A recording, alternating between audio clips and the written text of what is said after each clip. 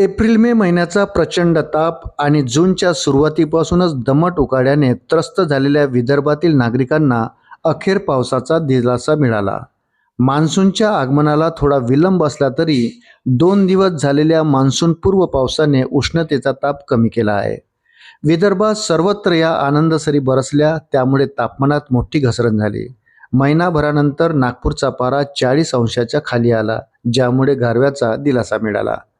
शुक्रवारनंतर शनिवारीही नागपुरात आनंदसरी बरसल्या। सकाळपासून ढगाळ वातावरण असूनही उकाड्याचा त्रास वाढला होता। दुपारनंतर मात्र ढगांचा रंग बदलला आणि गडगडाटासह पावसाने जोरात हजेरी लावली। दुपारी 4 नंतर पाऊस थांबला, पण तोवर उष्णतेचा ताप बराच कमी झाला। शहरात सकाळपर्यंत 32 मिलीमीटर तर सायंकाळपर्यंत 5 मिलीमीटर पावसाची नोंद झाली। तापमान 2.8 अंशाने खाली घसरत 38.2 अंशाची नोंद झाली। रात्रीचे तापमानही मोठ्या फरकाने घसरले। किमान तापमान 24 तासात 6.3 अंशाने घसरत 21.8 अंशावर पोहोचले आहे, जे सरासरी 5.3 अंशाने कमी आहे। त्यामुळे रात्रीचा उकाडा सुद्धा कमी झाला आहे।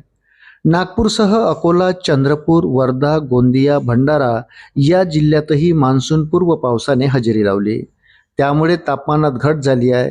अकोल्यात 3.4 अंशाची घसरण होत आहे, 40.1 अंशाची नोंद झाली। अकोल्यात 3.4 अंशाची घसरण होत 40.1 अंशाची नोंद झाली। वर्ध्यात 2 अंशाने पारा घसरत 41.5 अंशाची नोंद झाली।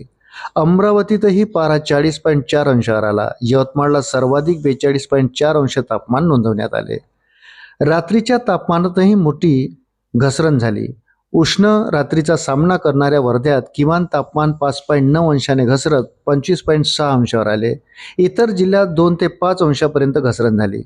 हवामान विभागाने 13 ते 15 जूनपर्यंत विदर्भात उष्ण लाटेची शक्यता वर्तवली होती, मात्र हा अंदाज फोल ठरला व पावसाने जोरदार हजेरी लावत उकाड्याचा त्रास बऱ्यापैकी कमी केला।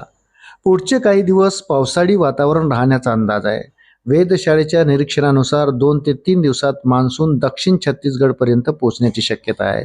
त्यानंतर तो विदर्भातही पोहोचेल असा अंदाज आहे। अशाच नवनवीन अपडेटसाठी व्हिडिओला लाईक आणि चॅनलला सबस्क्राईब जरूर करा। धन्यवाद।